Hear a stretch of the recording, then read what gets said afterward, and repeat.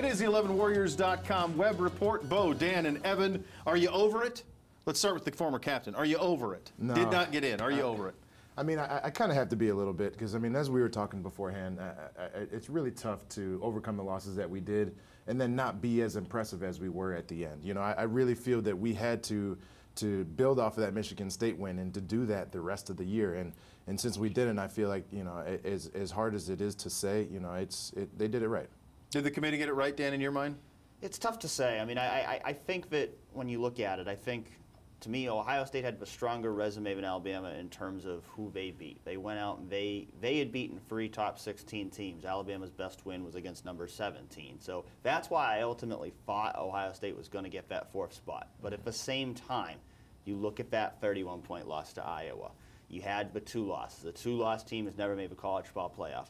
When Ohio State lost to Iowa, we all said that was done. it. They're not going to make it. Everybody agreed on that. I mean, we got that hope. We got that hope for a month that they might sneak in. They might sneak in. But we still had to know all along that losing by 31 points to Iowa was supposed to be a fatal blow to their playoff chances. So at the end of the day, you can be disappointed in the decision by the committee, but you can only look at the fact that you lost twice, including one game you really shouldn't have lost by a significant margin, and that's why you're not in the playoff. I've been saying for weeks I will not advocate for a team that gave up 55 and lost by 31 to Iowa. You just look silly, I think, when you do that.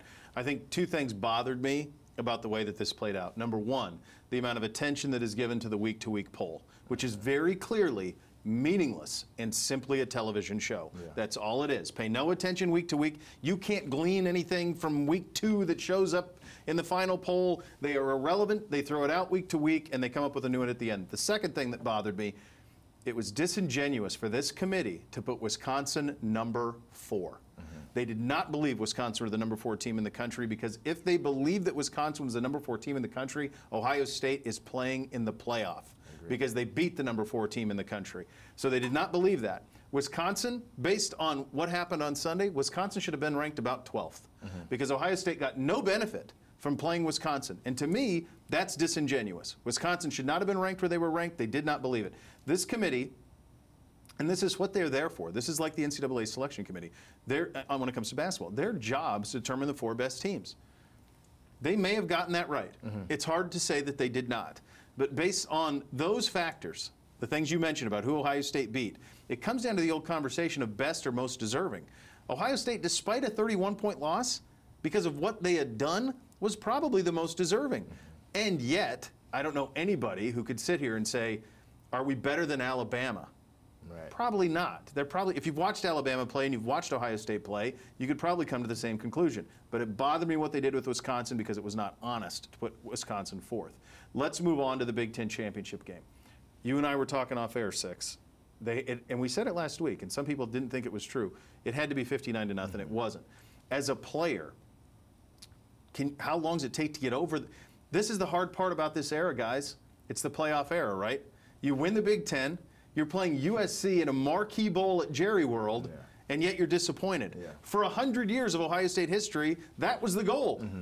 Beat Michigan, win the Big Ten, play SC in the Rose Bowl. All those things happened. Well, it's a multiple-tiered thing, too, because you immediately think, oh, man, we might have had a couple losses, but we still made it to the Rose Bowl. That's and right. It had the prestige, so it just felt different.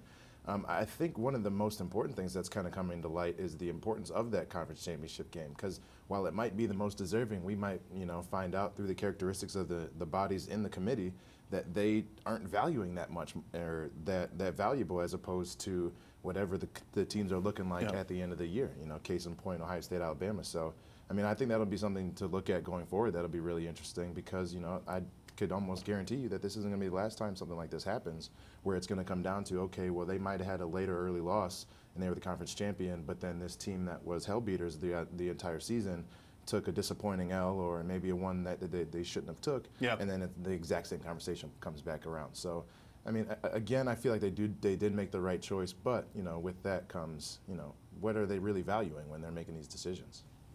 This reminds me of 2015, although I think the 2015 was far superior to this team. Reminds me of 2015 in that you're playing Notre Dame. You play Notre Dame in 2015. And it's an exciting matchup because it's traditional powers and the helmets look cool when they play. And I'm going to watch it. I know all of you are going to watch it, but I don't know if it's going to have much juice outside of that. It's the 29th. It's a Friday, which is kind of a weird time for it. And all of the buildup will be towards those playoff games outwardly. What do you think the interest will be from the Buckeye fan base? Will they travel? Will they buy the tickets? Will they spend the money on the hotels? This is shortly after Christmas, the Christmas holiday, so that's tricky as well. Yeah, it's gonna be interesting. I mean, I've seen some people that it seems like in the past few days they've gotten more excited about it. They've started to buy into the matchup, and like you said, playing USC, a tradition-rich program, a chance to finish the season strong. But I've also seen plenty of fans who say, I might not even watch it. Yeah. It's playoff or bust. If we're still upset about the loss to Iowa, and we just don't care. So I think there's going to be a mix. I don't know how well people are going to travel. Like I said, I think playing on the 29th is a bit of a detriment because it's closer to Christmas, and it's a Friday. It's a Friday. It's a hard travel spin. Yeah, it is. It is. It is. So it's going to be interesting to see whether the fan base is going to get up and travel for this game. But I think there'll still be some interest. I think certainly playing a USC it helps. is better than playing a UCF. Oh, gosh, can you imagine being Auburn? Yeah. I mean, so crazy. at least it's a good matchup. It's two teams that, quite frankly, before the year, if we had said if Ohio State and USC were going to be playing in a bowl game, we would have thought it would have been a playoff game because both of those teams were projected to be top 4 teams. So it's a good matchup, but it's just not one that's going to get the fan base as excited as it would be if it was the Sugar Bowl or the Rose Bowl. All right, let me hit you with this. This is off the cuff. Last time Ohio State played in a bowl game like this was the Fiesta Bowl against Notre Dame, in a game that didn't matter outside for pride. In that game, there was a linebacker for Notre Dame named Jalen Smith, who would have been the top 5 pick in the NFL draft. In that game, he breaks his leg and ends up being a second-round pick. And he's playing great for the Cowboys now, but he had to sit out a whole year. It changed his career.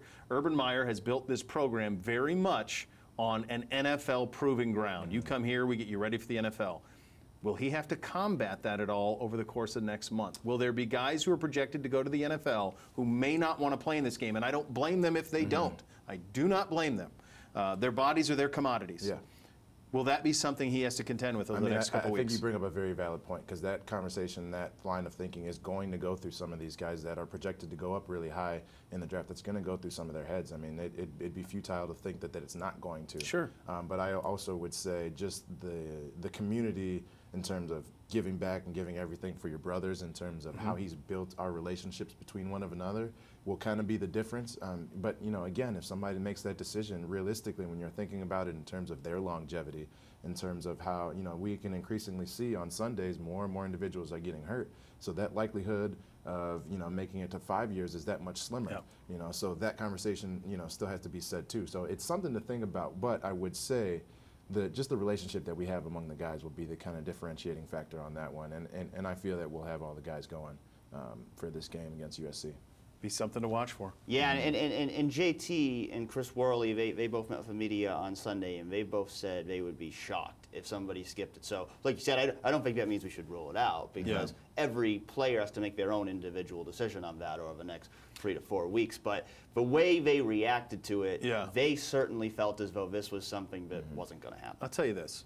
Please, fans out there watching, and we'll read the comments, don't get mad if they do. I mean, you saw what happened to Ryan Shazier on Monday night. Yes. Like, your career, like that, can be gone. And you have a finite amount of time to make your money. And these kids have made us proud for a lot of years. And if any of them do want to sit, tap them on the shoulder, say good for you, and move it along. Go Bucks. Look, I'm excited for it. It's USC. It's Ohio State. Traditionally, it's everything you ever want. Doesn't have the juice of the playoff, but next to that, it's the next best game out there going forward. And we'll have much more coverage on it throughout the month. That's the 11warriors.com web report.